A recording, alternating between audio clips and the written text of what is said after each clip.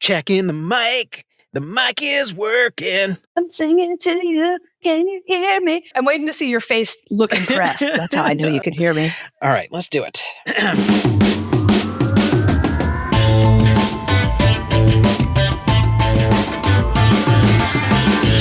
What's up, UX fam? How's your mom and them? Welcome to another episode of Beyond UX Design. I'm Jeremy. If you're new here, welcome. I am super stoked to have you. Have you picked up your copy of Beyond UX Design, Master Your Craft Beyond Pixels and Prototypes yet? Unlock the secrets of UX success and learn all the things they didn't teach you in school. Listen until the end for an exclusive code to get 10% off your copy. Head on over to beyonduxdesign.com/book to learn more. This week's episode is brought to you by Mento Design Academy, where it's not just about learning UX design, it's about discovering your unique path in it. And their approach is different. It's personal. It's tailored to you. They don't just teach, they inspire students to use their passions as a driving force in their learning, and that's something that I've experienced firsthand as a mentor. I've been fortunate enough to guide students who are exploring concepts that they're truly passionate about. It's not just about following a curriculum, it's about shaping that curriculum around what excites each student. And this approach emphasizes not just knowledge, but a deep love for the discipline.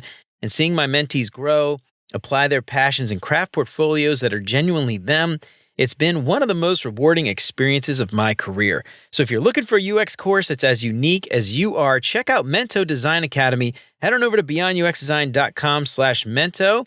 And just for my listeners, use the promo code BeyondUX200 to get $200 off the course. So join Mento and let your passions lead your learning journey. And if you haven't done it already, please consider subscribing to the show wherever you listen to podcasts. If you are regular here and you feel like you're getting something out of the show, I would really appreciate you leaving a 5-star review. That'll help me out so much more than you can imagine. And as always, thanks so much to Chris, Siraquan, Stacy, Radu, Megan, Andrew, John, Mark, Kevin, Jason, Michelle, and Marty for all their support. And if you want to join these fine folks and many others and help keep the show independent and ad-free, you'll get rough transcripts and exclusive access to the entire video library of episodes, including episodes before they're even released.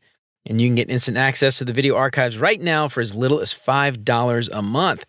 And for more information on how you can support the show and help more people find out about what we're doing here, make sure to check out beyonduxdesign.com/support. And of course, if you think the show is worth sharing, then I would love it if you told some friends. So if you've been listening to this podcast for any amount of time, way back in episode 12, I talked about how much I love enterprise. I've been working in enterprise a majority of my career. And I just get so much out of building stuff for people who generally don't get a say in the tools that they use for work. And I found a like-minded individual, one Sally Carson, and we're going to talk all about enterprise today and the benefits and how you can actually excel. Personally, I feel like enterprise doesn't get enough love. So Sally, we're going to give enterprise some love today. How's that sound? Let's do it. Let's do it. For product designers seeking an edge, Sally Carson offers a wealth of experience from the front lines. With a 25-year career spanning companies like LinkedIn, Cisco, and Yahoo to her own VC-backed startup, she's led design teams through every size and stage, and now Sally is paying it forward, coaching designers with the invaluable wisdom that she wishes she had early in her career. Sally wants to help you find the happy path for your career, and we're going to talk about how we can find the happy path to your enterprise career today. Sally, welcome to Beyond UX Design. I am so excited to have you on. What's up? How's it going? Really good. I'm excited to chat with you today. So we're going to talk about enterprise, and you have had, LinkedIn, Cisco. I mean, when I think of enterprise, Cisco is like, the behemoth that I kind of think about in my head. And it's funny, whenever I use an example of like enterprise versus startups or something, I always tend to use like Cisco versus like FANG company to compare and contrast. So it's awesome to have you on there. So I read your bio. Tell us a little bit about you and your journey through enterprise and how'd you get to the point now where you're paying it forward for everybody out there? Yeah. So I feel super fortunate because I've had a varied career. I've gotten to work in early stage startups, hypergrowth, through acquisition, landing in enterprise companies. And I like to think about my career as, it's about 25-year career. So I started in Web 1, went through Web 2, we're in Web 3 now. My career started the first decade. I was an individual contributor, an IC product designer. And even my titles through that phase kind of traced the evolution of the web. So I think I started as a web designer. No, I started as a multimedia developer. Oh, wow. Creating CD-ROMs that were bundled with textbooks, but it was like Flash, Macromedia Director stuff, and some web stuff.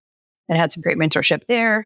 and then went from multimedia developer to just web designer. It was basically doing front end dev and UX, UI work. And then I became a interaction designer at Yahoo, working on Yahoo Sports, and then later a UX designer and later a product designer. So even just like the titling through the ages kind of traces the evolution of the web. Yeah, it's so funny.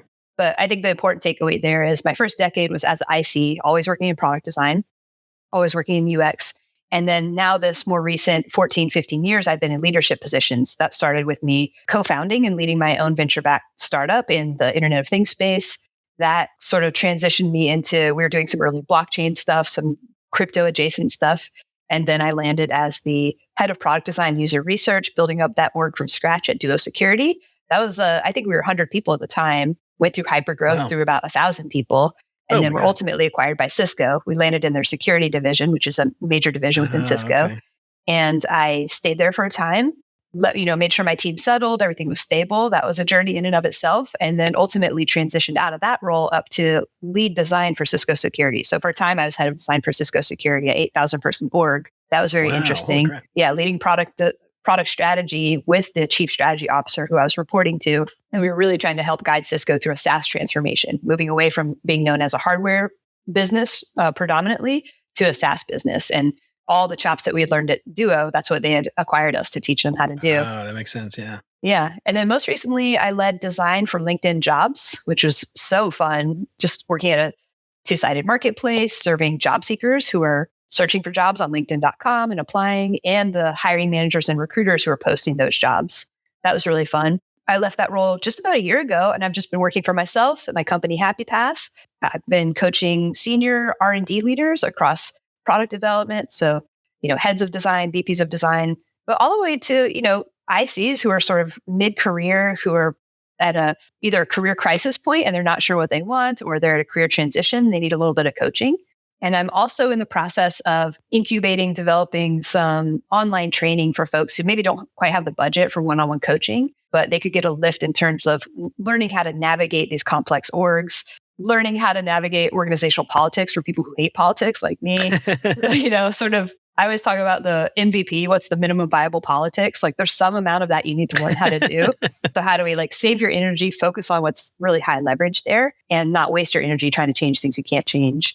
And I'm also developing some training around how to manage up, because I think that's a critical skill that a lot of designers lack. I think there's limited benefit from continuing to only invest in your craft. And I see a lot of designers sort of top out at mid to senior level, especially mid-level, they're trying to get to senior. And they're like, I get nothing but positive feedback from my peers. Everybody sings my praises. The work should speak for itself. But really what they're failing to do is develop organizational awareness and come out of the design cave and talk about their work and frame it from, the point of view of business results. So I think it's something that I wish I had access to as a leader. I was like, where's the training for this? I didn't have it at the time.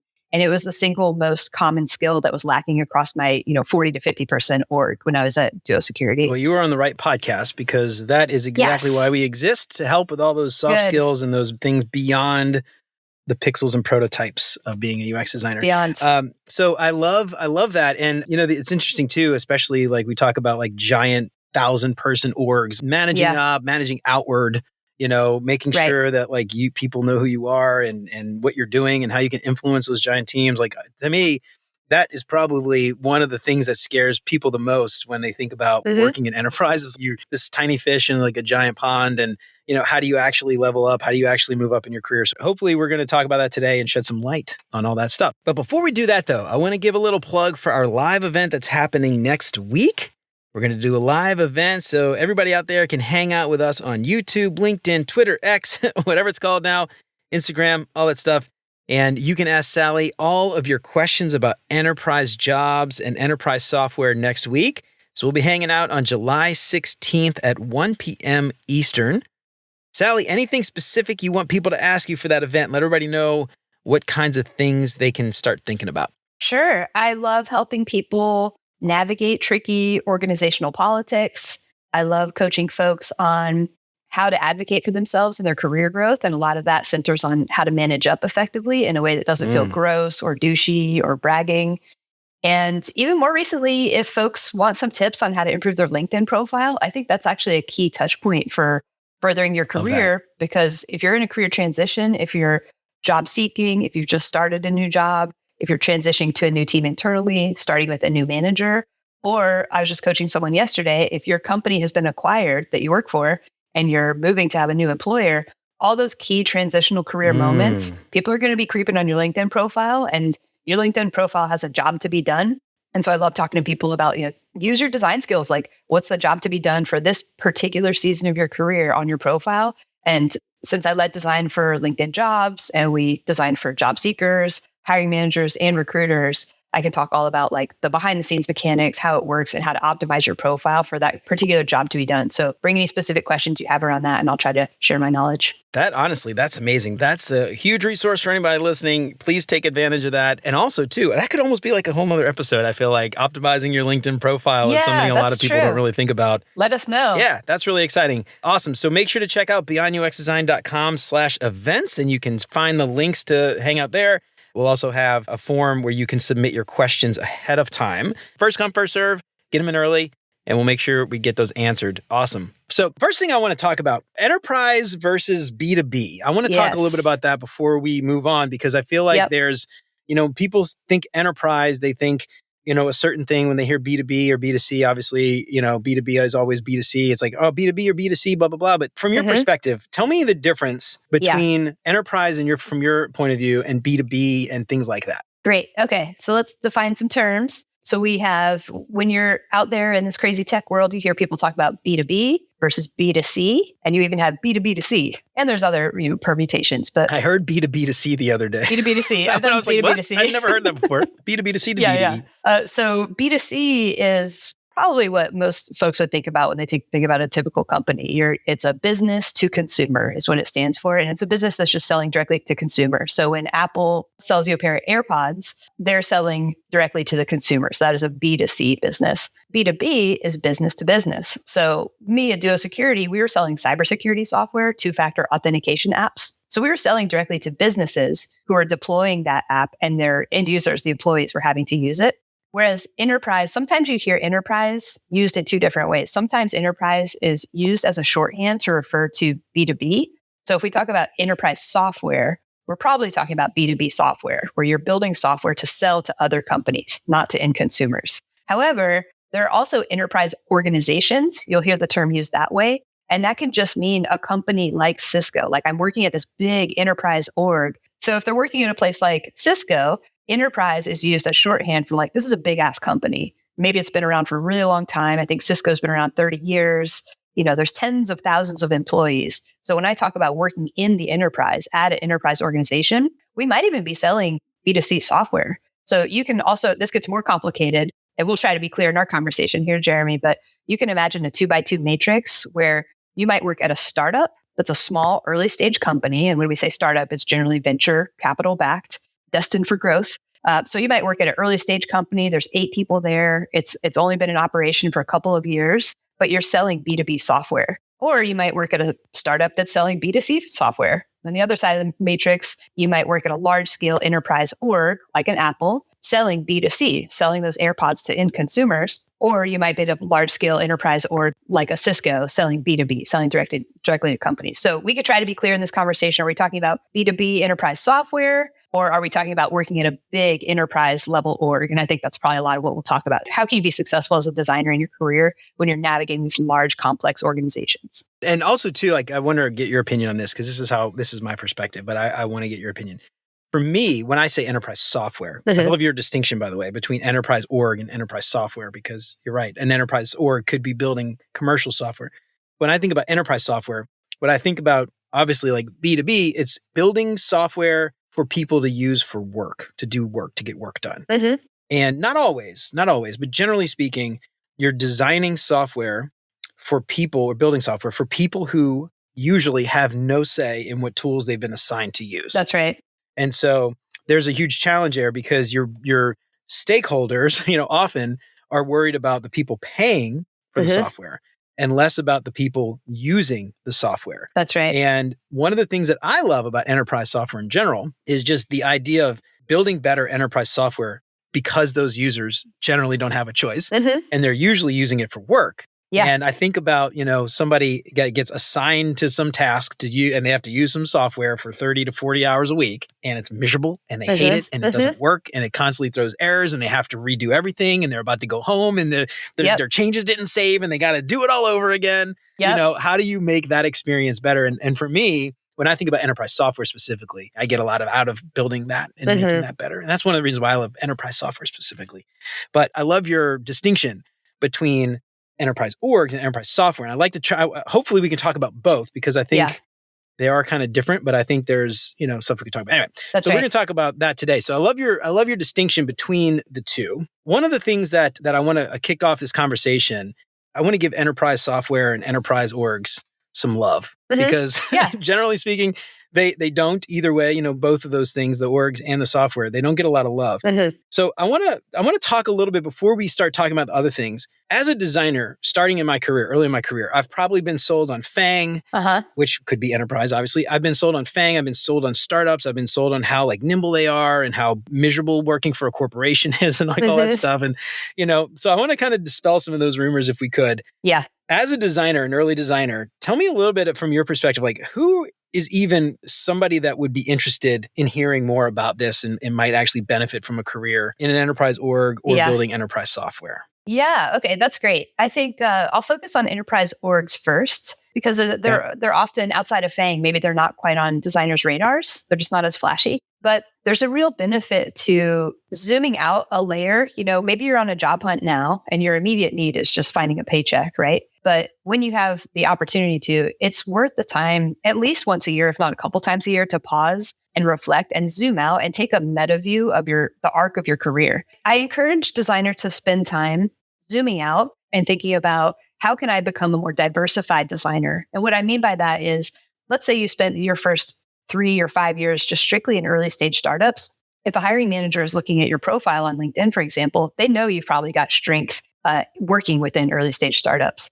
But if they're hiring for a larger scale org, they might not have confidence that you're suitable. So the more that you can just generally diversify the types of environments that you work within, you can rotate pretty quickly early in your career. It's not as easy right now with the economy, but early on in your career, it's totally acceptable to spend 2 years, maybe 3 years at a place and then rotate on to the next place. And sort of it's like a buffet, right? It's like, I'm coming with such privilege when I say these things too. I'm it's not that easy to rotate.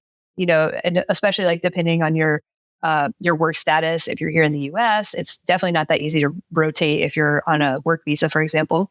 But if you have the ability to change jobs every few years, try to diversify when you make those job changes. And if you can at least spend a few years in a large scale enterprise, that's so valuable. It really makes your repertoire as a designer more robust because what you'll be able to come out of that experience with is ability to demonstrate navigating organizational complexity. The types of questions that I ask as a hiring manager when I was hiring for my team at LinkedIn was, tell me about a time when you had to navigate organizational complexity at work. What did that look like for you?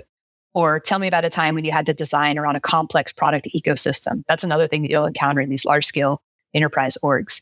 Those types of behaviors start to look more and more senior. So even if you're mid-level, but you're working in this really complex org, the level of orchestration that often happens across teams. So on LinkedIn Jobs, we were partnering with folks who worked on the LinkedIn feed, the feed that you see on LinkedIn.com. We were partnering with folks who worked on the profile page. We were partnering with folks in trust and safety. We had collaborators all across this massive business, and we had to, right? We had to make sure that we were doing these different checkpoints to ensure that what we were shipping was cohesive and that we weren't shipping the org chart, right? Oh, I've seen that too many times. Conway's Law in action. Yeah. So being able to demonstrate that's so powerful, right? Then imagine, look forward to your 5 or 6 years into your career now at this point, and you've got some time in early stage startups. You're able to be nimble and move quickly in that way and ship fast iterations. And you can also demonstrate, hey, I'm able to work in these mature orgs as well. I'm comfortable with a higher degree of process. Maybe I'm comfortable with a slower pace, but more careful releases. It's a really different story when you're releasing to, LinkedIn's got 1 billion users at this point, right? So it's a totally different release process. Yeah, 1 billion members. I think they hit last. Yeah, I could barely get 20 people to like a post. Right? I'm doing something wrong. Really different dynamic than early stage startup where you're my uncle's using it and my neighbor's using it and 7 other strangers. Yeah, that's something too that I think that I noticed going from a startup and then working at a place like GE, which, multinational conglomerate, many business units selling all kinds of different stuff with, a software team that's 1,000 people. Wow. And going from a startup to working in an enterprise environment. I remember thinking my first week, we had a meeting, and this is so funny. You might appreciate this. My first week, I was sitting on a meeting, and they were talking about deliverables, and it was super simple. I mean, this interface was maybe like a form field, and it was so simple. Yeah. And they were like, "Yeah, we should have some stuff to look at next month." Yes. And I remember thinking, next month? Are you kidding? You could do this in like 2 hours. You have this at the end of the day. Are you kidding? And I remember them telling me, like, we have the time. Why would we rush it? It's like if we rush it, what are you going to do for the next month? Because they're going to take a month to do whatever they're going to do anyway. You're going to be sitting around. So it was just like such a culture shock. So different. Going from that. But the other thing too is going back and forth. It's like when you work in that environment, that tends to be very slow. And it's funny because people say that it's slow. The software development tends to be slow, but things can change overnight in these big orgs without any notice at all, because leadership has been planning things in the background that no one is privy to. And then suddenly, hey, new CEO, and everything changes. And that happens all the time in these big enterprise orgs. But the software itself tends to take a long time. And then you go to a startup, and then you like appreciate how good you have it, know?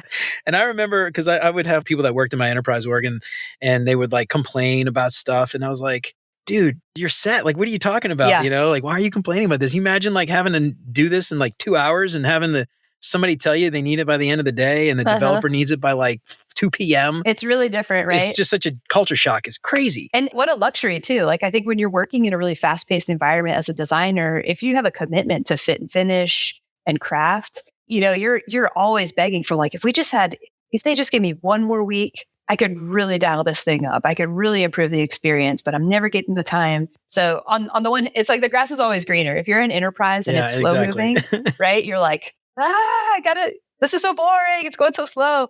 But take a walk outside, spend time with your family, But I totally get appreciate the fact that if you're ambitious, you just like get antsy and you're like, I want to build more. I want to do more. I want to do more. Yeah. I don't know, but it's interesting because like I think about that, and I think about the pros and cons. And one of the pros of enterprise, working in an enterprise environment, that I think a lot of people don't necessarily realize, and this was a benefit I realized maybe like halfway into my career at a place like GE, was leadership training. Like training, oh, for sure. Beyond software. And GE at the time, they've since sold it because they've broken up the company, but they had this facility in New York called Crotonville, and it was this leadership training, and it's like freaking resort, dude. It was like up in the mountains. Wow.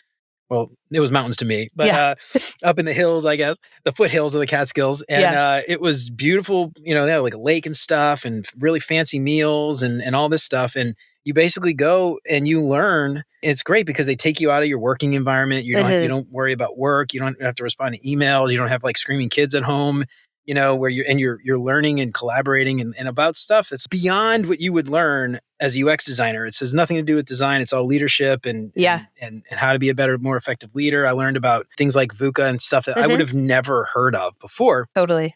And these are benefits that I feel like, I don't know if Cisco probably had something like that, but this is something that like, I think a lot of junior designers, when they think about leveling up, they think about the craft, they think about the pixels and all that stuff. Like we said, it's like, to excel in your career, think beyond that. And that was something I found, and I never would have realized that had I not just happened upon it working at a place like GE. But I think that's important for people to kind of think about when they are looking at that. I don't know if you've had like experience with that kind of stuff, but I feel like that's something that I got a lot of value out of that. I think it's made me a better overall designer, to be honest. Yeah, for sure. There's just so much more structure generally. Like there's so much more in the way of, if you're a early career employee, there's often structured mentorship programs. And if you do have access to something like that, if you're working in a large scale org, if you have any ability to make a request about who's going to be your mentor, that's a huge opportunity, because you could request, put me together with the group PM or the director of product for my area. Like, how awesome is that to get an hour a month with someone who's a huge influencer that's directly tied to the product stream that you're doing, and to build credibility with them and recruit them to be your champion and advocate, to sing your praises when you're not in the room, and I always encourage folks to map out their org and try to get really strategic about, despite title and seniority, who are the key influencers across my org. And sometimes those, try to leverage that to build relationships with them. And sometimes you don't have access to them whatsoever, but within those enterprise orgs, they might have really structured programs for mentorship where you do get access to some of those senior leaders. So you can start developing that. There's just For better or worse, sometimes there's just more structure around the hiring process, HR practices. There's hopefully less risk of just full on like bullying and abuse. There's processes for if you're being mistreated at a big company. They're just not going to put up with the kind of crazy behavior that you might see at an early stage startup where, the people leading the company have never led a team before. So you often have more mature leaders, more mature programs for supporting you. I also like to encourage folks, if you've landed in an enterprise org and maybe your work stream, you've been on it for a few years, or maybe just the relationship with your manager is not developing your career in the way you'd like it to, there's usually opportunities to rotate internally to other teams, especially if you're like early career, right? Like you're probably a generalist. You could probably get plugged into so many different teams and add value. So that's another thing too. It's like spend a chapter of your career in a large scale org. And then if you landed in a place, if you spent 18 months there and it's just not where you want to be, keep looking out for internal job postings and internal rotations, because you might be able to rotate into a team that's delivering really high visibility work, or maybe gives you the opportunity to stretch some muscles that you haven't gotten to use quite yet. So there's a lot there. There's some strategy around maybe you don't want to spend too long in the enterprise. Like there was a certain point at Cisco for me where I was like, I don't want to have this chapter of my career go on for so long that I become known as a Cisco person and I still have so many like beloved colleagues there. They're doing great work, but you have to be strategic too about like, depending on the company and what their name means out in the field. Cisco, I don't think for outsiders is attributed with like, wow, they're shipping the most modern stuff. I have the inside view. So I'm like, they're actually doing some really cool stuff in cybersecurity, in fact, but just in terms of like the brand association that we have with them. Whereas LinkedIn, I think you could spend years and years and years there. It's still a marquee name. It's super dynamic. They're shipping great product. People are familiar with it. So despite the fact that LinkedIn is an enterprise company in terms of size, and it's housed within Microsoft, it's a Microsoft joint. Right. It's such a dynamic company shipping product, and it's a marquee name. I don't think there's any problem spending a number of years at LinkedIn. A couple of things you mentioned that I want to unpack a little bit. And this is something that I don't think I appreciated until I was already at GE, and I never used them. But the fact that they had an ombudsman. And I remember working at startups and stuff before. I worked at startups for like first 5 years of my UX career, at least. And I worked at ad agencies and stuff long before then. And I had never heard the term ombudsman before. Yeah. And they were like, oh, you're ombudsman. Gee, if you ever got a problem, call them. I'm like, hold on, what is this? Well, like if I see something, like someone doing something illegal, I can report them. Like what? Like internally, what's going on? And they take that very seriously at a lot of places like that. Because also too, a lot of these publicly traded companies, I mean, it's like a PR disaster if they cover that stuff up, right? Totally. So like they're much, there's a PR spin to this too, for sure. But the fact is that like, you can report someone for sexual harassment. You can, and I know actually of a couple of people where I worked previously, like leadership, like higher up, that got escorted out of the building and they got fired for sexual harassment allegations. Yeah, we love to hear it. That kind of stuff. That kind of stuff at a startup, it goes, it goes on sometimes for way too long. Yeah. And I don't know. Anyway, I'm totally sidetracked there, but that's something really interesting to me. One thing I want to talk a little bit about pros and cons is, one thing when people hear big enterprise organizations, the first thing they think about is like the politics. Oh, I don't want to deal with the politics. Oh, too much politics. I want to work at a startup where there's apparently no politics at a startup. So I want to talk, if you could, from your experience there about the politics. Is that, a load of crap that, startups don't have politics? And talk to me a little bit about your experience with the politics to someone who might have just heard that and really not had a good sense of what that actually means. Yeah, they know it's bad, but they're not even sure what that means for them quite yet. The way I think about it is politics probably do exist at every company to some degree, because I just think about it as what are the invisible forces that are shaping your experience at work, and what can you do as a designer to make those invisible things visible? And sometimes that's just, having a trusted leader, having a great manager where you can be like, why the heck did this big initiative suddenly get shelved? Like, what's actually going on behind the scenes? And a lot of what's happening with politics is it's just about human behavior. And so anytime there's a new skill as a designer where you're like, how do I even figure out what this is? You've already got such a great skill set as a designer because you study human behavior. It's all about human empathy. So when we talk about politics, an organization is just like a clump of people, like a cluster of people trying to achieve things together. And so if you're able to get good sources of information about what are the dynamics at play at my company that are influencing people's behavior. So what are the incentive structures, for example? Are the executives paid on a bonus structure that's tied to shipping something? And that's why that initiative is super pressurized in terms of timeline. It's helpful to spend some time thinking about, is it a publicly traded company? Is it a private company? If it's venture capital backed, if it's VC backed, what stage of investment are they in? Then are they in a early stage, a growth stage? Are they maturing? Are they looking to get acquired or IPO?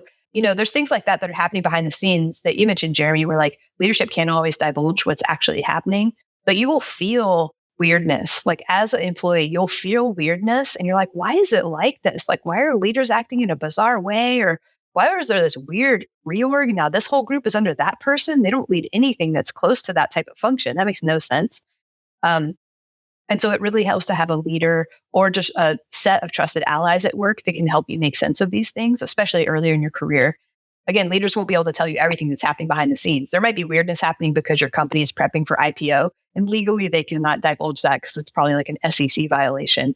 So it has to be a very, very small trusted set of people within the company who are privy to that info, but it'll absolutely affect what's happening within the company. I encourage folks to try to spend time developing your own self-awareness, but also developing your organizational awareness. And it's funny because companies do so much to try to help you and your teammates and your boss with self-awareness. You might onboard and they'll have you do like a Myers-Briggs test or a Strengths Finder or a DISC profile, all these things that kind of help other people understand what are your motivators? Why do people see, your certain behaviors that show up at work? Those types of tests will help give an insight into the behaviors that you're seeing at work. But I don't think there's an equivalent for organizations. Like, how nice would it be if you landed on day one and they're like, this is a publicly traded company. It's 30 years old. A DISC assessment for the org. For the org. Oh, that's brilliant. You know what I'm saying? That sounds like an opportunity, Sally. I feel like you could, you might be able to develop that. That would be impressive, actually. Like, this is what you're getting into. Yeah. Even, I don't know if you would put that out before, like, to applicants. Like, are you sure you want this job? Yeah, right. But, yeah. Yeah, it would be so helpful. Anyway, sorry, I didn't interrupt you, but yeah, that's so cool. That's a great idea. Thank you. Yeah, I think having something like that would be so helpful. It's not something that your company is likely to do, right? So you're not likely to onboard and have them hand you their Myers-Briggs for the company. But how helpful would that be going in? Like, okay, every job you take, there's a trade-off. There's pros and cons to every single job. Just like we were talking about, like speed and pace and the cadence of shipping at a startup versus an enterprise. There's even pros and cons around that. There's going to be pros and cons with every org's disposition, I'd say. And there's certain orgs where it's like just so toxic. We've seen examples with Twitter recently where it's like, wow, nightmare place to work, super duper chaotic, not taking care of their employees. But generally speaking, most orgs, there's strengths, there's weaknesses. Whatever you can do as a designer to try to make the invisible visible, that's what I'm talking about when I'm talking about politics. So you might see one leader is accruing budget and doing empire building. Is that because they're leading a strategically critical area of the org, or is it ego? They want the power. Yep. There's something about like enterprises I always compare to the little fiefdoms. Something maybe we could talk about this actually, like excelling in your career, I think is really hard with this little fiefdom model. Yeah. Right? Because you tend to get, I imagine medieval Europe, a bunch of little like dukes, and they all have their own little walls and their castles and their budgets and their priorities, and they don't share, and they don't share information across orgs. That's right. You end up building to the org chart, like you mentioned before, like Conway's Law, where you're just building around our org chart and forget the actual software. But I'm curious, as a designer, let's say I decide to get into the enterprise org and I get into one of those toxic environments. And it's interesting too, because like, as you said, I just want to call this out before you answer, is like, this is an interesting thing about enterprise software or enterprise organizations is individual orgs can have completely different cultures within a larger organization. Totally. Depending on how that leader sets up their team. And so working in one org can be very different from working in another org inside of the same company. Because these companies alone, these little orgs alone are bigger than a lot of companies outside of that. Yes. Like a place like GE, like I said, I think at one point we had 300,000 employees. Wow. That's like more people than the city of New Orleans. Wow. So like, I think it was maybe 400,000. That was like when all the companies were together, right? But, my software team alone, and that's just engineers, was 1,000 people. Wow. Just engineers and UX designers. That's nuts. That's not including product. That's not including other stakeholders and everything else. I was going off on a tangent, but I would talk a little bit about that. As a designer working in an enterprise organization, how does one go about improving their career, leveling up when they're dealing with, your classic fiefdom politics, walled garden sort of thing in a lot of these enterprise organizations? That's so good. That's such a good point. It's so true. There's always pockets of excellence. There's pockets of teams who are shipping great work. There's pockets where there's just like a great little micro team culture there, even in a more broadly, if the org is somewhat toxic.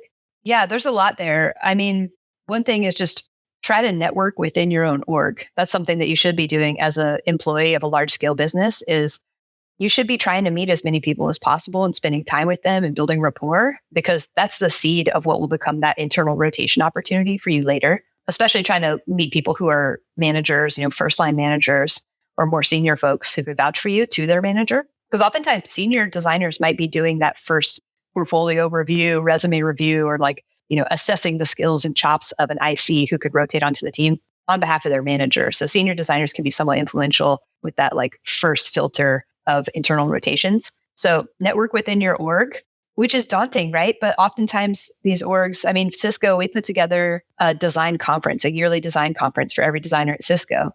Or Cisco Security, I think.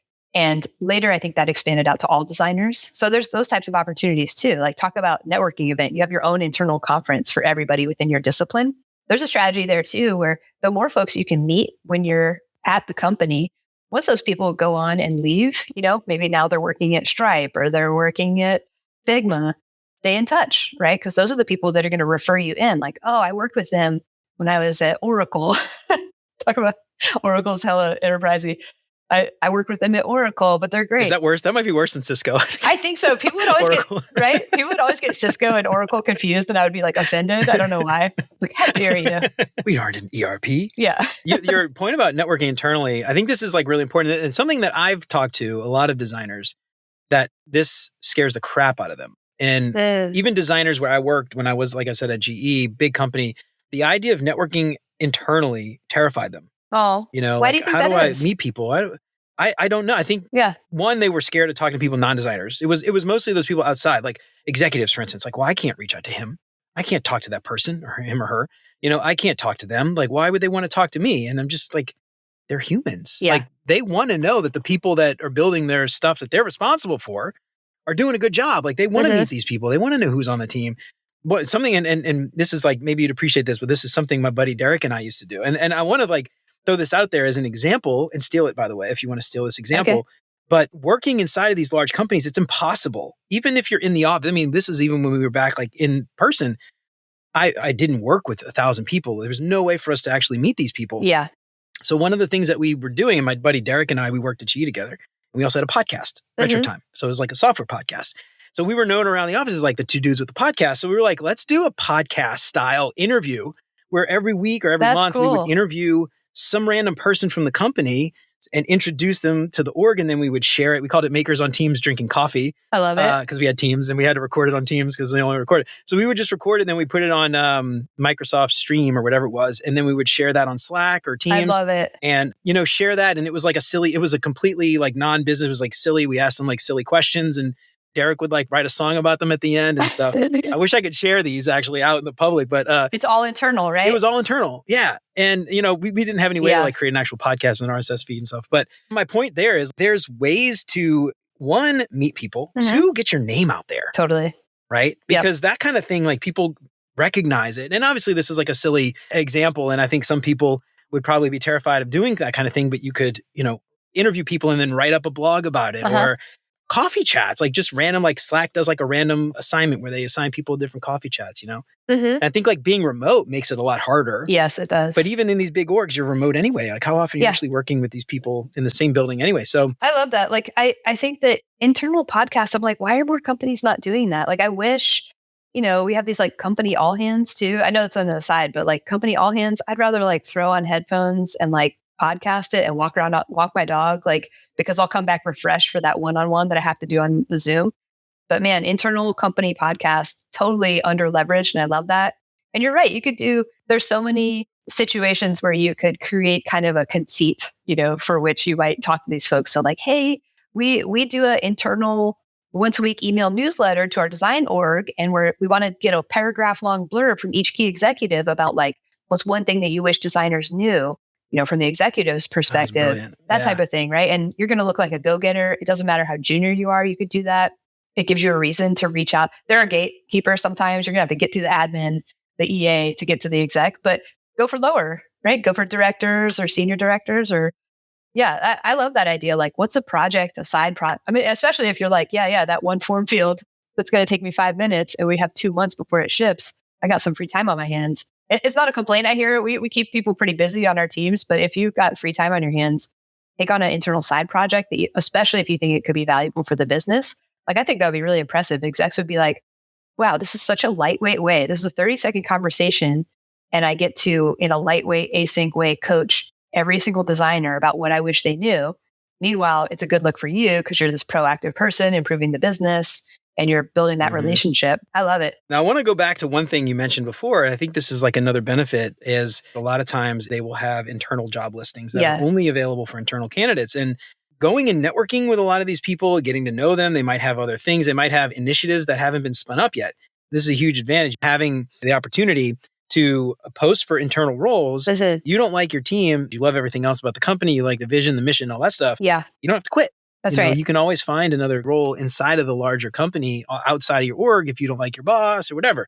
Anyway, I just always really appreciate that as a benefit. So I'm curious, like anybody that's kind of like thinking in terms of I'm on the fence. I think I want to do this. What is some advice or some tips or anything for somebody who's looking to get into enterprise? There's probably like a million sub questions. We'll start off with just what advice you have at a very high level.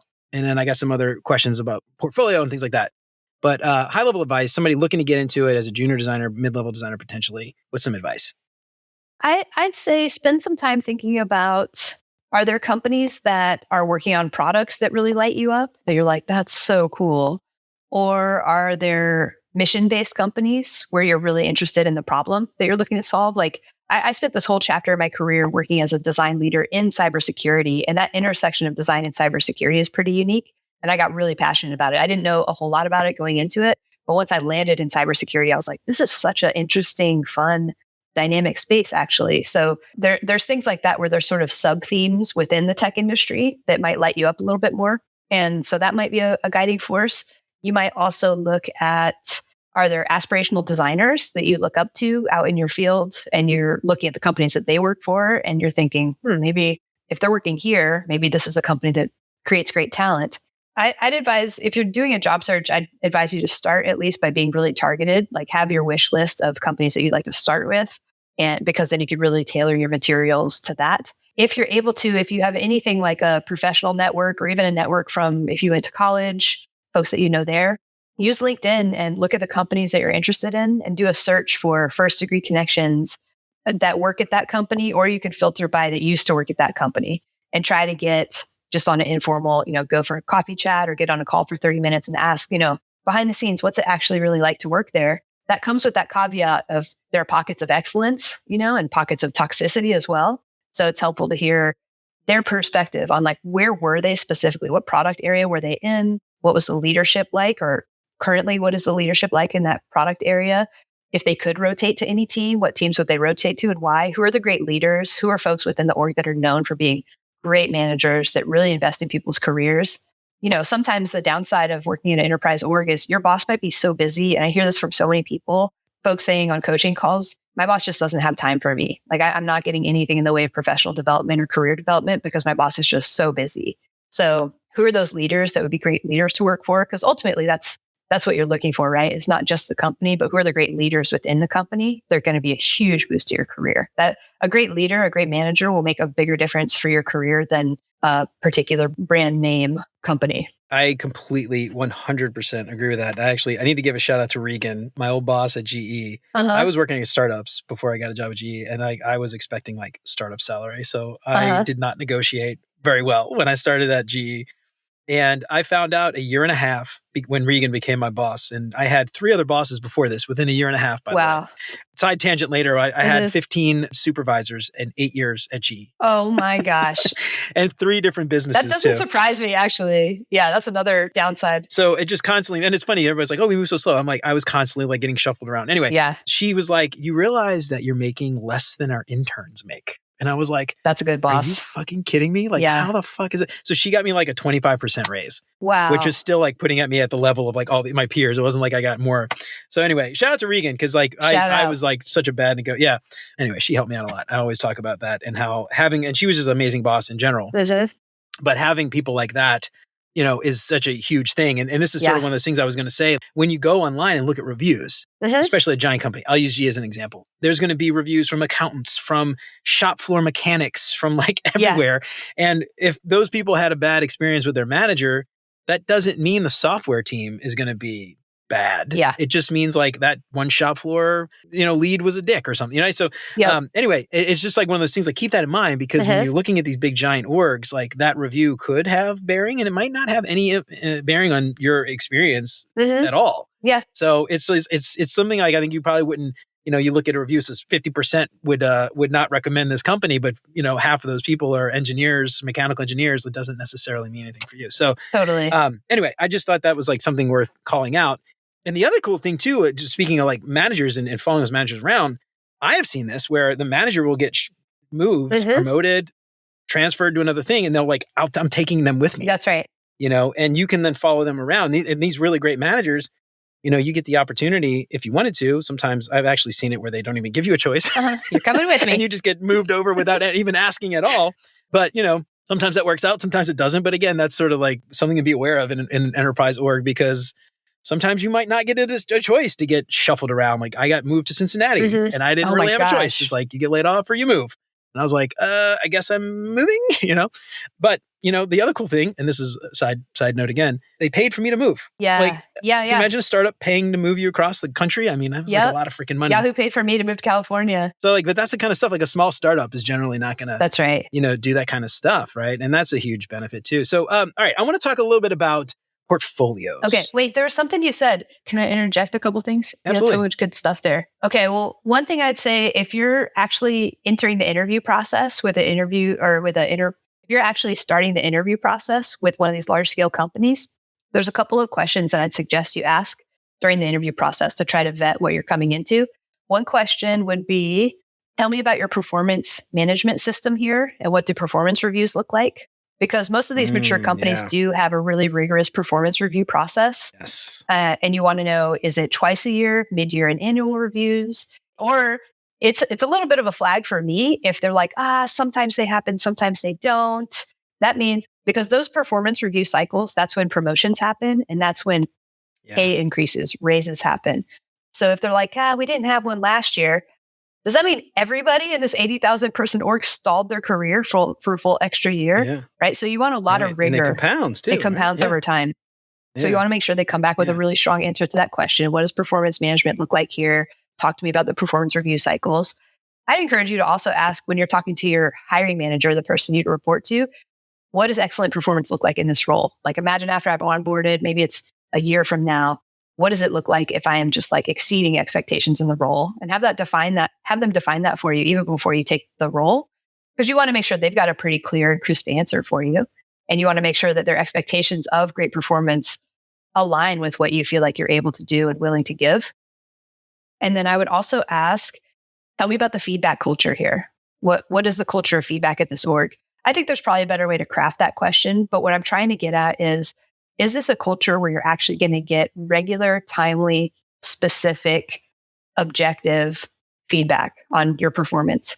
Because my philosophy is no surprises at performance reviews. I think it's a failure of leadership if you get to your once or twice a year. If you're hearing some feedback for the first time and you only get feedback once a year at a performance review, that's a real failure on the part of your leader. There's some cultures where like some of their company values are all about like being kind and being nice, and that's great. But if in practice what that looks like is a lack of rigorous feedback about your performance, that's actually going to hurt your career growth. So we want to make sure we can deliver, constructive criticism in a way that's kind. And Brene Brown would say clear is kind. Actually getting clear feedback when you're lacking is the kind thing to do. In real time, as it's happening. In real time. Yeah, exactly. Yes. You want it to be so frequent that the feedback is really small, because then you can make a micro adjustment. You don't want your boss to hold on and hoard feedback until it becomes so big that it kind of is like crushing for you to receive it, where you're like, what? How long have I been messing up? Like 3 months? That's so embarrassing. I'm so ashamed. You'd rather get that little micro embarrassment in the moment of like, hey, when you were presenting, you showed up 5 minutes late for that meeting, and when there's directors in the room, we can't have, whatever the feedback is, we want it to be so micro that when you get it, you're like, noted, got it. I know exactly what to do differently last time, versus hoarding feedback until it's so big that it's rough, right? When you get a big piece of feedback that was unexpected, it can really, really hurt, especially if you're like, I'm trying to do the best I can here. Yeah, and that morale killer kills, it's like a downward spiral, right? Yes. Like you get this sort of morale kills your morale, and then you perform worse, and Yeah. then, it's just like it ends up being like a downward spiral. But it's funny you mentioned, what is your structure for performance reviews and stuff? And I just couldn't help but think about, I had like a flashback for a second, but I couldn't help but think about how people always complain about Workday when it comes to applying for jobs. I'm like, Yeah. but have you used it for everything else? Because imagine that, It's so but bad. like 1,000 times, like for adding your, like what we would do at GE was like a annual and mid-year review. Yep. We would do like your priorities every year. You had to enter your priorities and then comments, and then you would get comments and feedback from all your peers, and you could send out like a mass email and get people to basically like Yep. self-review kind of thing, Yep. which is really cool. But that kind of stuff is like super helpful. All right, so this is like really good feedback on all the things to consider. I want to talk about portfolios, because this is something I think a lot of people, when they think about portfolios, you go on ADP list and, you ask somebody for feedback, and they'll give you some feedback based on what they think Apple wants, or TikTok or Twitter and all this stuff. And I was talking with somebody, I interviewed somebody recently about, like, from working at, TikTok. She worked at TikTok and Instagram and Twitter and Meta and all this stuff. And so she's got a lot of experience, and her big thing was like, you hear advice, how to get jobs, but it doesn't apply to FANG companies. It doesn't apply to these big tech companies. And the first thing I thought of was, that's really true, but does that advice, when people hear advice on how to get a job at Facebook, how applicable is that if you want to get a job at Cisco? I'm curious, from your perspective, when you think about portfolios, considerations, if you really want to get an enterprise, what would you want to do that might be unique to enterprise that might not apply to a FANG company or something? I'm sure there's a lot of overlap, but also there's probably very specific things. How do you speak to the Ciscos of the world versus the TikToks of the world? When I've been a hiring manager at these companies, it depends on the level. So I'm looking for different things at junior versus mid versus senior. But generally, if I had to give broad advice for enterprise, there are often dashboards, like administration panels, where administrators are having to do settings and things behind the scenes. There's often data visualization. So if you have examples of that with complex data schemes, that could be helpful. If you're, again, able to demonstrate product complexity, meaning if you have designed an environment where there's a product ecosystem where you're having to design across multiple touch points or orchestrate with multiple teams, where the different teams are designing different pieces of the touch points, that can be helpful. So part of what I would do, actually, I would take a step back. I would look at the job post. So if you're on LinkedIn.com, you're searching for a job, you search for product designer, you read a description of a job, it lights you up. You're like, this is awesome. This is exactly what I'm looking for. I would study that job post. This comes with a caveat. Not all job posts are great. I saw one posted on LinkedIn last week that was like, we're looking for fireworks and OmniGraffle or something bizarre. It's like software that hasn't existed for like 20 years. They copied a job rec from like 2003. Yes. So that's pretty funny. That's hilarious. But assuming they've spent some time on writing a good job post that's accurate, take some time to reverse engineer that job post. And so this goes for not just the portfolio, but also for prepping for behavioral interview questions. I would look at that job post, and it's going to say stuff like, must be able to demonstrate complexity designing for a complex product ecosystem. Okay, pull that bullet point out, put it on a little Notion file for yourself so you can refer to it. And what are the examples that you have in your portfolio that demonstrate that, right? So you're kind of designing against the job posts. You could even probably do some fun stuff with AI here with I've been using Claude recently instead of ChatGPT. So me too. Right? Like save a bunch of job posts that are the ones that light you up when you read them. And you're like, this is so perfect for me. Export them to a PDF, upload them to Claude, and be like, consolidate all these job posts into a bulleted list of like, what will my portfolio as a product designer need to demonstrate in order to be a strong candidate for this role, right? And then that's like an outline for because you don't want to show everything unless you have very few samples. It's not about quantity. It's about being targeted and being really quality with showing examples that show you're a very, very strong fit for what they're looking for. Use that for interview questions as well. So I encourage folks to reverse engineer the job post. If it's like, we need someone who's a self-starter, who's a proactive problem solver, who can orchestrate work across a disparate group of cross-functional teams, they're going to have a question that's like, tell me about a time when you're a proactive problem solver and you had to yada, yada, yada, right? So you can kind of guess at your own, what are the behavioral interview questions that you're going to get in interview. When I say behavioral interview question, those are the questions that sound like user research. Tell me about a time when you ... It's asking you not to hypothesize about possible future behavior. It's grounded in past behavior. And so you want to prep ahead of time a series of case studies. Okay, well, when I was working here, I led this initiative. I ran the user research for it, and be really crisp about what each answer is meant to demonstrate that maps to that bullet point in their job post. And again, feed those posts into Claude, ask Claude to come up with a set of behavioral interview questions based on the job post that you're most likely to encounter, and like brainstorm with you about like, what are the best types of, you could say, I have these types of experiences, help me brainstorm case study example answers I could give to each behavioral interview question. I'd also encourage folks to go shallow with their first answer on the behavioral interview questions, and always end with like, I'm happy to go deeper on that if you'd like to. Give a Oh, three yeah, that's sentence smart. answer and say like, Let I'm them happy to tell go you deeper to on go deeper. this. Yeah. Yeah, because you want to give them the Yes. opportunity to steer it, because you might have great answers, but if you cannibalize 50% of your job interview on one case study that only demonstrates one of their things, it literally, imagine they have a checklist on their clipboard and they're like, demonstrate organizational complexity, check. Product ecosystem, check.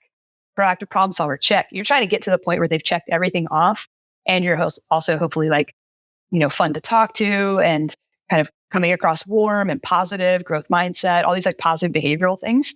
But you want to cover more of those check marks and always offer to go deeper if need be. They'll probe you if they're a good interviewer, but you want to cover a bit more ground so that you're checking off more stuff on their list. Let them be the reason why you didn't get to the other two. Yep. Checklist items. Yeah. Yep. Instead of you. That's really good advice. I love that. So the portfolio, I love that idea of like putting that stuff in Claude and getting that outline. I never thought to do that. That's really smart. I'm curious because you hear a lot of times enterprise level orgs there, and even enterprise software, they tend to be less focused on visual design. They tend to be more heavy on the research or the data. I'm curious your perspective and the accuracy of that stereotype. Do you feel like if you're interviewing for an enterprise organization, do you feel like the visual design piece is just as important as if you were going to apply at a Meta or a TikTok? Or do you feel like you could get away with more low fidelity type stuff and things like that? What's your thought there? Is that true or not true? I would say great visual design never hurts. It never, ever hurts. Yeah. Right? Imagine being the enterprise designer that has a nice looking portfolio versus the one who looks like crap. Yeah, exactly. I mean, that's a great way to think about it, right? It's like, what will set you apart? And what is a unique differentiator that you can offer as a job candidate? And so if you're come with all of that credible stuff like product and org complexity, and you've got strong visual design, you're like miles ahead of this pile of candidates. So I think it's so worthwhile to spend time there, just because it's like, this is a bad analogy, but it's like it's the cover on the magazine, right? It's like, are the articles great? Yes or no? I'm not going to know that until I take it home and spend time with it, but it's the cover that's going to draw me in. And if the cover is just like gray paper with some jankety typeface that's just like, promise the articles are good, you're probably not going to pick it up, right? I've been writing articles for 20 years. I promise these are good. Yeah. So it's worth investing time there. There's a challenge though, like as a hiring manager, part of my challenge is so many designers have worked with, at this point in the tech industry, they've worked with robust, mature design systems. And so sometimes they have work examples that look really polished, and it's really hard to get a sense of how much of this is them and how much of this is the design system. And I'm not sure I have advice there, but just know that that's one of the challenges for your hiring manager. And that's one of the ways where just the design of the portfolio site itself should be quite polished and clean, because they're going to assume that that was your touch. Whereas if you've got a bunch of examples and the BizD is all jankety and then one is super polished, the hiring manager is going to be like, oh, they probably had a good design system there. Or maybe they were working with a visual designer that was strong. They're always trying to tease out, what was your unique contribution to this project, despite this work being collaborative? Yeah, exactly. And I interviewed Treg Frank weeks ago about side projects, side hustles. And one of the reason why he liked side hustles as far as like building up your portfolio, if you end up he worked at Chase, right? And so part of the problem, one, he couldn't share any of the work he was doing legally because it was a bank until it was released publicly. But two, very robust design system, very little wiggle room around what could or couldn't be designed, very specific around how these interfaces had to look. But also you've got 20, 30 other designers that are also working on this page, and you've got one little chunk of it. How do you show off your work in that, so like being able to do these side projects for him was like a way to kind of show his skill set. And if you're only relying on enterprise, like one of the things, like for me, I worked at GE for almost 8 years. And within the 8 years that I worked there, I worked with two very large teams, got shuffled around quite a bit. One of the apps I worked on for 3.5 years got canceled and was never actually Oh no. released by one of the Yeah. businesses. The other business took it, but by the time they took it, I was not part of that business anymore and had no insight into any of what was going on. They were using the designs and the code, but that was Yeah. a separate business at that point. This Three and a is half years with an app that was never released for aviation. such a bummer. And I have no insight into how the value. I can't tell you anything about how many users. I can't tell you anything about cost savings because Right. I'm not even a part of that org anymore. So, I end up like just having to guess a lot or, That's and something so else rough. like in 3.5 years, they're like, well, you just worked on one app for 3.5 years. And I'm like, And yeah, then but it was really complicated. And it was like, so I don't know. One thing I started to do was break up the app into multiple, like there's case studies for features versus case studies for an app. And I think that's something smart. I don't know. Anyway, we could That's probably good. talk about just that thing, but like, solving one little problem, I don't know, Mhm. order entry versus repairing a thing versus inspecting a thing. Those are all separate Mhm. feature sets and breaking those up into multiple case studies. So you don't just have one case study for like 80 different features. Like, how do you even write a case study about Yes. that app, right? It's like impossible. It's too So big. anyway, that was Yeah. just like a little thing I did. You're making me think of something too. Like early on in the conversation, we talked about taking time to sort of zoom out and reflect on your career. What's that narrative arc for your career? I think that's one, in terms of like your own personal psychology, I think it's a healthy thing to do, like rewriting your own narrative, especially when things are happening. Like I worked on this project for 3 years and it got shelved or it got rotated to a different team. I didn't get to shepherd it out into the market and learn from that. So it's nice on occasion to zoom out and almost like journal about your career and reflect on it. What were the things that you learned, right? As a hiring manager, so I'm looking at two general buckets. One is like, do you have the skills? Like, can you execute? And like, what's your mindset? What's your disposition? It's more important to me to hire someone that's weak on skills, but their disposition, they show a growth mindset. They're self-aware. That's one of the most important things I look for is someone who's highly self-aware and they've got a growth mindset when they encounter stumbling blocks, because it's so much harder to coach someone up on that side of things than it is to just, partner them with a senior designer and they've never touched Figma before. They can learn that so quickly. I'm not concerned about tools. I'm not as long as they show a glimmer of talent or I shouldn't say talent, but a glimmer of like some amount of skills, some foundational amount of skills that's necessary to build upon on the more technical craft side. It's much more important to me what I'm looking for in the interview, assuming they've met that bar through the first glance at the portfolio. Much more of what I'm looking for in the interview is self-awareness, growth mindset, because when it comes time, if I make a bad hiring decision, that is so much more painful later to do performance management on someone who's lacking self-awareness. They tend to not be very coachable, which is really rough. Like if someone has kind of made a misstep at work, one, we want mistakes to be survivable. We want to forgive mistakes if they're learning and growing and reflecting. But you really want to have someone who's coachable, and that requires self-awareness, because the worst spot you can be in as a manager is you're invested in their growth, you're invested in their career, and you're giving them critical advice that will unblock their career, not just at this company, but forever after. And they are combative and defensive and arguing with you about it. And it's just not a good look. And they're lacking self-awareness, right? Anything you can do to spend time to reflect, like especially right now, so many people are getting laid off. And I think it's a great time to tend to your nervous system, take great care of yourself and your health, and look at your cash runway and do the math. Just like get your things in order if you've just been laid off, and reach out to community and get support. But then once the dust is settled, spend time reflecting on the narrative of that moment, of the time you spent at that role and what you learned as a result of time and role and the layoffs. So like, what's the story you can tell in an interview that talks about how you turned a problem into an opportunity, what you learned as a result, what you would do differently next time? That shows great positivity and self-awareness. And that's really going to make you stand out. And I would hire that person in a heartbeat, even if they might be lacking a little bit on the skill side, on the design jobs. I love your idea of journaling too, and thinking about your own career. And because I feel like, and this is my personal experience, I was a GE for 8 years. I felt very safe. I have 2 kids. I have a mortgage. That's probably way too much. My wife actually still works at GE. So like, the cushy job, the decent salary, the benefits were really good. I got to travel a lot for work. I got very safe. I was there for a long time, so I understood the system and the people and all that stuff, and it was very easy. And I got very complacent. And I was there for 8 years. And my team and we all got laid off, right? And I probably would still be at GE right now, honestly, if they hadn't laid us off. It was sort of like a gut check. Looking back, I'm like, was I there too long? Was I there longer than I should? Was I there because I was happy, because I was enjoying like solving really complex problems, which I was. And it was really Yeah. cool stuff. And I love the work we were doing. But at the same time, should I have left? Should I have gone out and gone into another industry, done more startups again? And now like getting laid off, like what I start pivot is I don't want to go back to large org. I want to do consulting and work with startups and things like that. And so I'm kind of starting to think about that now, like after I got laid off, which is kind of nice in a way because I got a nice severance. So it kind of gave me some like runway to kind of try out some other stuff for a little while. But, it's kind of one of those things like looking back, I didn't reflect. I got safe. I got complacent. It was easy. It was the like easy path. And, I don't know. It was just kind of like, I wish I kind of would have done some reflecting a little bit and thinking about that and my goals and everything else. And I got, how it is with kids and stuff. Like, totally. You worry about your kids and whether or not they got enough, Legos or whatever. I just love that idea of reflecting and thinking about that, even once you get, because it is really easy in these large orgs. A lot of times, like we didn't talk about this, but people retire in place. They rest invest. I think you said rest invest. Yeah. And they just sort of like, they stay in this one role for 20 years and they retire. Yeah. That's cool for some people. Not knocking that. If that's your thing, totally cool.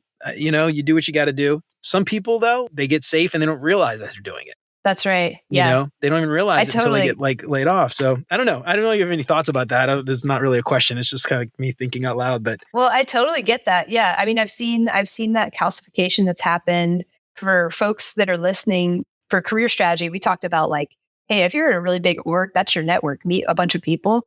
But one thing to think about is if you land at an org where people never leave and they stay for 30 years, that network is actually not going to be valuable for you when it comes time for your next move. So you actually need to do a lot of networking outside of your org if there's a lot of calcified folks who are not leaving. I got so lucky because I worked as a interaction designer on Yahoo Sports right at the peak of Yahoo. Like at the time, Yahoo was like the front door to the internet. Yahoo Sports was maybe one of the top 5 internet websites, period. Not just Yahoo, but Yahoo Sports. They had made a bunch of great acquisitions. They'd acquired Flickr. I don't know if you were Delicious. They acquired Delicious. Just really strong. So Katerina Fake was there. It was just like really, really strong design talent. They had hired from a bunch of great agencies. So I got to work alongside awesome designers. But timing wise, I got very lucky because it was right at Yahoo's peak, right before Yahoo started to turn and wane. Microsoft actually put a bid on Yahoo at the time. And a lot of employees who had been there a long time who held stock, the stock finally had a little bump, like a little price bump. And so a bunch of employees sold their stock and then finally left. They'd been holding on to stock waiting for a bump and then they finally left. And then Yahoo started doing layoffs. So it meant that there was this mass exit and all these amazing designers that I got to work alongside and meet went to all these different companies. It was like this crazy like dandelion seed spray all across the tech industry, which was so beneficial to me. That's a great visual analogy. You're free now. Plant your seed. Land. Yeah, you're free. It was great because today's juniors are tomorrow's seniors, are tomorrow's design managers that are hiring. You hang out, you like stay in touch with these folks that you were like a knucklehead junior designer with 10 years ago. Now they're heads of design or chief product officers. And they're, these become great opportunities as you just like grow up alongside these people. No, but I totally get what you're saying about like enterprise. It feels very stable. And especially, if you have kids like we do, it makes perfect sense. You're just like, listen, this feels more stable. Although the tough thing about right now is like nothing feels stable. I just want to acknowledge that like everybody's sweating it. Oh, I know. Yeah. Well, it's funny. Like I mentioned, moving to Cincinnati, like the reason why we moved, they shut our office down and laid everybody off. And me and a few other people were offered the opportunity to move. But they were like, if you don't move, you're laid off. And I was like, my wife was working at GE. She got laid off. I was like, oh, fuck. That's so rough. They moved me and a few other people to Cincinnati. And then 3 years later, laid me off again. And I was like, this isn't stable. Brutal. This is nowhere stable. So anyway, the whole stability thing is a load of crap. Now, at least. It might be good. It might be better a few years from now when it balances out or evens out or whatever. But Sally, this has been an amazing conversation. Very insightful. I think people are going to learn a lot about enterprise work and what it means and all that stuff. So I'm really excited about that. Before we get out of here, though, we've got some questions that we want to ask all our guests to help our listeners get to know our guests a little bit better. Before we do that, let's give our live event next week one more plug. We're going to be hanging out live. We're going to be on YouTube, LinkedIn, Twitter, X. I guess that's the same thing, isn't it? Twitter and X is the same thing, whatever you want to call it. Twitter.com still points directly to X. It's so funny. I still find that hilarious. Yeah. And then everyone's still like X, formerly known as Twitter, anytime they talk about it in the news. Yeah. It's like Prince. So, exactly. Yeah. The artist formerly known as Prince. Yeah, formerly known as Twitter. We're going to be hanging out there, Instagram. So make sure to check out beyonduxdesign.com/events. And Sally, you mentioned before some stuff you want people to talk about one more time. Let everybody know a few high-level things that they can think about to get those questions in ahead of time. Yeah, if people are in a big career transition, we can talk about tips for optimizing your LinkedIn profile. We can talk about how to manage up effectively, how to advocate for your own career, just easy stuff. Nobody likes managing up. Nobody likes politics, but what's the minimum viable politics you can do? And I always advocate for folks to manage up, advocate for themselves, and feel free to bring your like tricky org politics and dynamics questions, especially if you're an IC and you're like, people are acting really weird. I don't understand why leadership is doing this. It makes no sense to me. We could try to do our best to debug some of that and demystify what might be happening behind the scenes that you're not privy to when you're an IC, and try to help explain why leaders do the crazy, wacky things that they do. Yeah, this could be like a really awesome spin-off podcast, by the way. Like people submit weird org questions and then you answer them online. Anyway, if you ever want to waste a bunch of time every month doing a podcast for no money at all, this is a great opportunity. It looks great on a resume. I love that stuff. I don't know if it's a weird thing about me, but like find me at a barbecue or a house party and I've like cornered someone and I'm like career coaching them whether they want it or not. So it's like, it's my weird tick. It's my weird habit, but it lights me up. I like enjoy, I enjoy helping people with their careers. We'll talk offline. Okay. So, cool. Now we're going to hop into some questions, and we got all these questions we like to ask to get to help our listeners get to know our guests a little bit better. And actually, I don't think, have we done a plug? Give yourself a plug. Where can everybody find you and all the stuff you got going on? Sure. So folks can find me on LinkedIn. You can follow me there. I post pretty regularly about the things we've been talking about today, how to advocate for your own career growth, what to do if your manager doesn't even have time to coach you or help you with professional development, how to take control of your own promotion process and sort of own that process if your manager's not supporting you there, demystifying what promotions look like behind the scenes and compensation decisions. So give me a follow on LinkedIn. And I've also got a sign up for my newsletter there on my profile. And if you're interested in working together, I do one-on-one coaching, career coaching, leadership coaching. And more recently, I'm starting to work with folks to do like LinkedIn profile tune-ups. So that's a service that I'm just starting to roll out right now, if that's something that's of interest. Yeah, that's super helpful. I feel like a lot of people out there, like I said, we could do a whole other episode just about that. So that's amazing that you're offering that service. I feel like that's much needed. Cool. All right. Like I said, we got some questions that we like to ask all of our guests to help our listeners get to know our guests a little bit better. First thing that comes to your mind, you don't have to think too hard about these questions. First up, what is your favorite non-design book? Okay, so this was I had a really hard time. I was combing through my own bookshelves. I picked, and I'm holding it up for video, Shigeru Mizuki's Nononba. This is a graphic novel by a Japanese graphic novelist. It's part memoir. It's about his childhood in Japan in the 1940s. It's about Nononba is a shorthand for a woman in his life that's sort of like a grandmother figure. And she teaches him about the yokai, which are Japanese spirits. So you see the yokai, and there's a little bit of almost magical realism. There's a magical realism element mixed with historical memoir of 1940s Japan. And it spans his childhood. So you even see his character. The book is, 400 pages. You see his character aging, the way he's drawn just ever so subtly from the front to the back of the book. You see how he's gotten older. And I just found it so touching. It's beautifully drawn. It's beautifully written.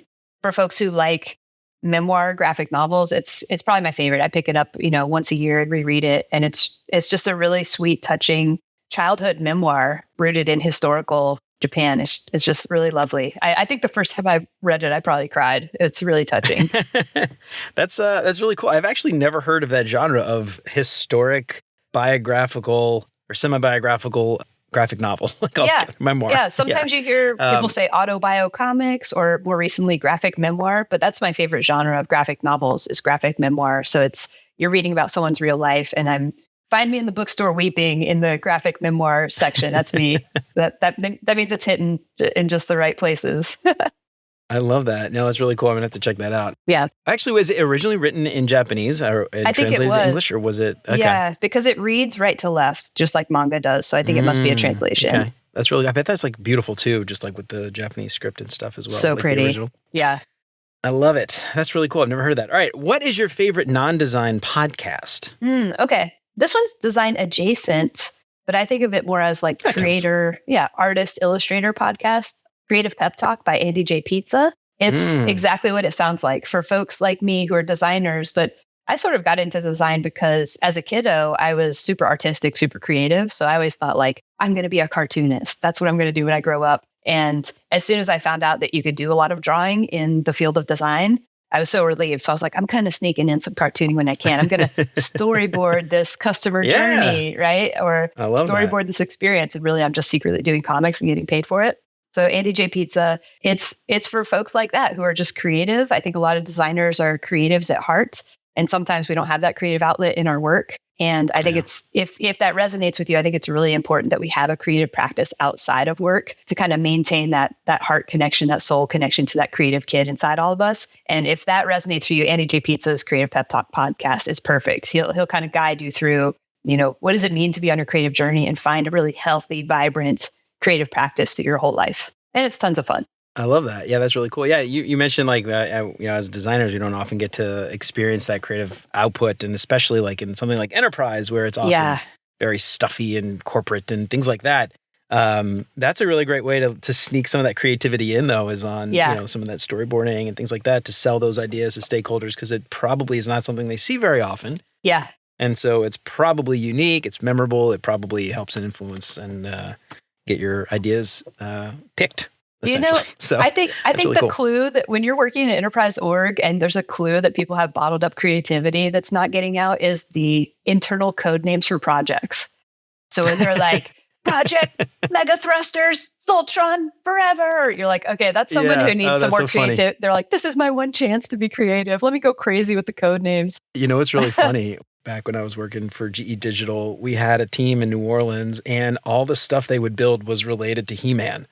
So like it was, Project Grayskull and Power Sword and like all this stuff.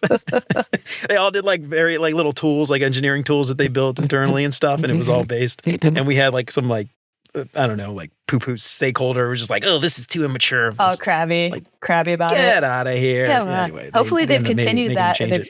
Hopefully they've used the new She-Ra. I don't know if you watched the new She-Ra on Netflix, but it's incredible. Actually, my kids have been watching that new My Little Pony.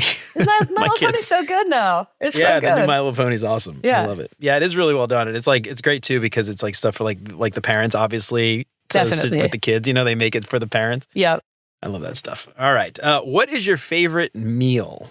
And this could be something you've cooked, something you've had at a restaurant, something your grandma used to cook. Favorite meal? I had a tough time with this one because I'm on like a nutrition journey right now. So it's kind of a non-answer, but as a personal experiment, I'm doing some like biohacking health stuff, and I'm wearing a continuous glucose monitor on my arm just to learn and be more healthy. So right now, my favorite meal is anything that doesn't spike my blood sugar, because that's the goal. I don't have any medical conditions, but of course there's diabetes on both sides of my family. Like that's probably true for most of us. So I'm like, how can I get ahead of this and be as healthy as I could possibly be? And I'm like evangelical about the continuous glucose monitor right now. It's pricey. I'm using an app called Levels Health, and you get the CGM through them, and you get a diagnostic blood panel. As soon as you have a day where your blood sugar doesn't spike at all, my mood is like through the roof, my energy's through the roof, my sleep is good. It's just one of those days where, when the stars align and you're like, I'm on fire today. Like my energy is unbelievable. I'm creative. I'm positive. Like, I think maybe secretly I didn't realize those are maybe days when my blood sugar wasn't like all over the place roller coastering. Yeah, I never thought of that. Yeah, right? Because I can consistently have those days now. It's been really neat. So I'm like, again, I'm cornering people, whether they want to hear about it or not. I'm like, let me tell you all about my CGM. So a meal that's like working for me is just like protein and tons of veggies. No carbs, cutting the basically. Carbs a little bit. Yeah. Yep. So have you noticed, because there is definitely, I think, that mind-body connection for sure. So have you noticed a change? Have you been like, now that you're documenting it, have you been noticing? Huge. Even just 2 weeks in, the first day with no blood sugar spikes, I was like, I felt amazing today. And it takes some adaptation. They kind of recommend like maybe you do it for a month. Maybe the first 2 weeks is just learning, do your usual eating behaviors and see what happens. Because everybody responds to glucose in a very individual way. We know about the glycemic index. I was eating like as healthy as I possibly could, but stuff like wild rice or brown rice would just like shoot my glucose to the ceiling. And I would never have known that. I was like, I think I'm making the healthiest choices. So yeah, and now I'm like 3 weeks in and I don't think you would need to do it for more than a month to learn everything you need to know just to make little behavior changes that are long lasting. Yeah, I definitely, I feel, I can tell you personally, from personal experience, after I've had like 3 Snickers bars, I feel like crap a few hours later. Yeah, at first you're like manic and you feel awesome. Yeah, like the first 30 minutes, you're like, I'm invincible. But yeah, like 90 minutes later, the crash comes. Generally, towards the early part of December when I've got all that Halloween candy or Easter candy in spring sitting around and I'm trying my hardest not to eat it. That's one thing I miss about going into the office. I used to bring in all the old like Halloween candy. Yes, unload on people. I used to work with a lot of people who like, yeah, they didn't have kids and stuff. So like they wouldn't get all the candy. And I'm like, take the candy because I'm going to eat it. My kids, I don't want my kids to have it. I don't want to eat it. And there's so much contraband candy flowing through the schools. It drives me nuts. The kids, it's like a little black market they have going. I know, yeah, trading stuff. Like my kids would be like, "Yeah, I traded my Pokemon cards for like, Yeah, so you're bringing home other kids' toys. You're like, is their family okay with this? Was this like a gift from their grandma? I could tell you, speaking from experience, I would be totally fine if my kids gave away their toys for candy. Because I'm get the crap out of my house. All right, what is your favorite vacation spot? Okay, I thought about this one too. My favorite go-to, my honest answer, if I have like a 4-day weekend, I'm going to go find a natural hot spring in Northern California. I live in Berkeley, California, in the Bay Area near San Francisco. And within an hour or 2 hours drive, there's so many different natural hot springs here. I'll name a few in case people want to check them out. Yeah, there's Wilbur Hot Springs. That's probably my favorite. You have to go when it's in the middle of winter or else it's too hot there. There's places all along Big Sur, that beautiful coastline drive in Northern California. And Calistoga is like a local favorite. That's a place you can just get to in an hour. And it's kind of like a little bit kitschy, maybe 50s vibe resort town. Tiny, like 4 blocks. Yeah, the vibe is so cool. And a lot of these hot springs, it's like there's all these natural minerals in them. Some of them have lithium. So there's a natural antidepressant impact. One of my favorite spots in Calistoga has like a pool where kiddos can swim and it's fed by natural hot springs. And then they just try to cool it down a little bit so it's comfortable. Yeah. So you can go in like the cold, rainy, foggy Northern California winter. I love that, yeah. And go swim in a natural hot spring pool with your kid. It's really nice. That is really cool. I don't think I realized there were hot springs in California, but I guess that makes sense with the fault lines and the... Yeah, there's plates or something. That's why I'm spreading like that, yeah. some plates. I'm spreading the good word because I find even people in California don't know. So I'm like, man, you gotta check out these hot springs. That's really cool. When I was a kid, we used to go, my family would go to Hot Springs, Arkansas every year. And there's obviously Hot Springs in Hot Springs, Arkansas. And it was built up in the 30s and it was like a vacation spot. And FDR actually would go down there to get treatments and stuff when he had polio and all that. When he was president. And it's all these it's like these medicinal hot springs, very like they were like hospitals almost, but all these like hot spring row, and some of them are museums now, and 1 or 2 are still. It's really fascinating. I love that stuff. But that's so it's cool. like it's a national park. Yeah, wow, it's really cool. It's called Hot Springs. Just Hot Springs. It's right there in the name, right there on the tin. Right there in the name. Very clever. Very clever. It's like Hot Springs. What do we call it? Hot Springs. We'll call it Hot Springs.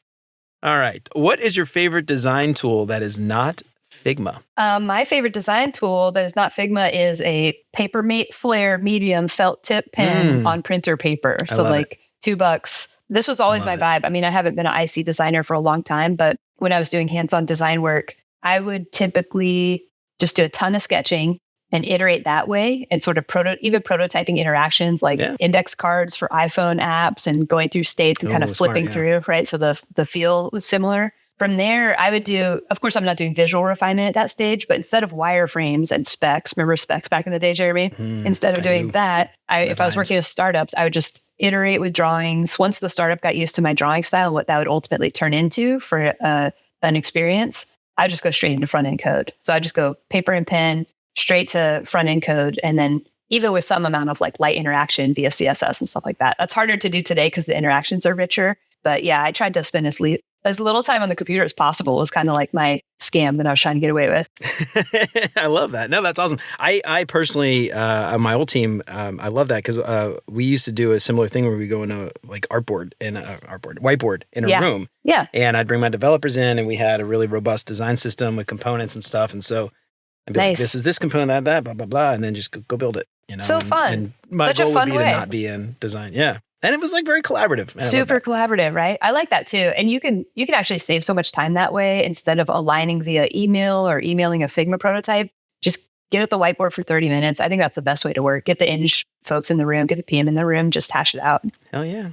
Hash it out. I love that. That's what this, I say this all the time. You can't build great software without great relationships. Mm-hmm. Oh, man. And right there, that's how you build them right there. Mm-hmm. Cool. All right. Awesome, Sally. Well, this has been a lot of fun. That's all the questions I have for today.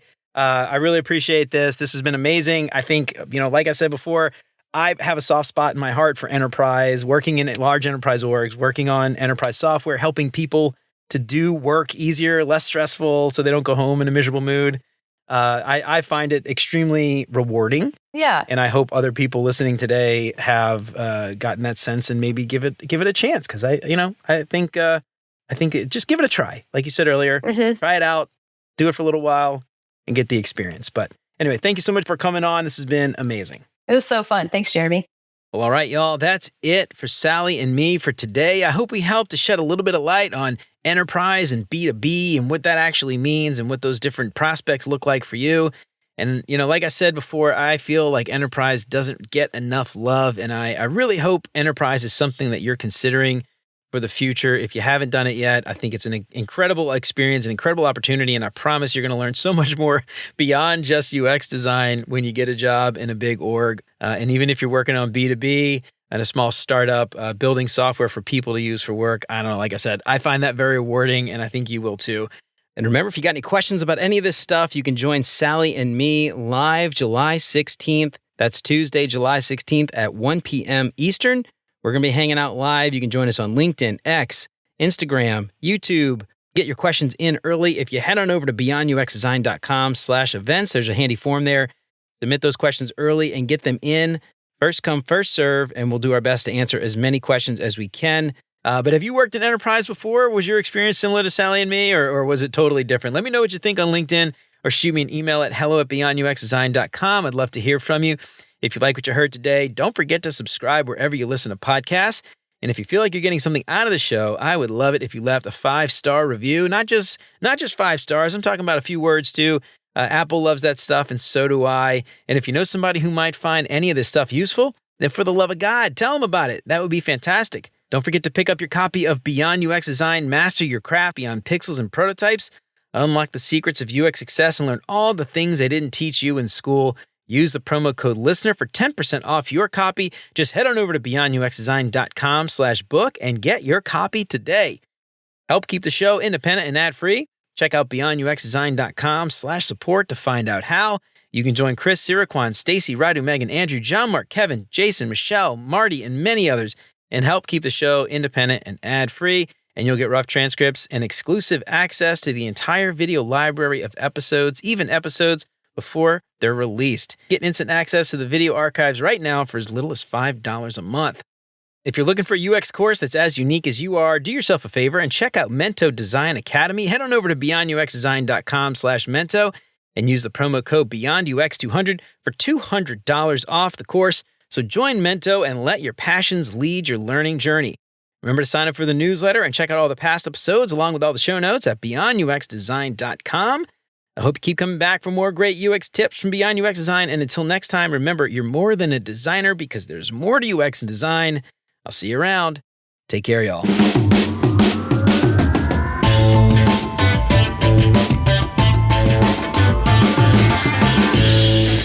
I'd rather not sing Pearl Jam to you, but I was like, wow, I wonder if has Jeremy been tortured by that song his whole life? Because people sing a bunch of terrible Sally songs to me. I've heard Jeremy Spoken. I've heard Jeremiah Was a Bullfrog. Oh, that's a cute one. Yeah, I like that one. I'm also, I have the unfortunate, depends how you look at it. The unfortunate factoid that my birthday is also April Fool's Day. So I've heard tons great, dude. That suits you. April Fool's Day. That suits I think so too. It does, doesn't it? That's so fun. I'm glad you think so because I also think it is.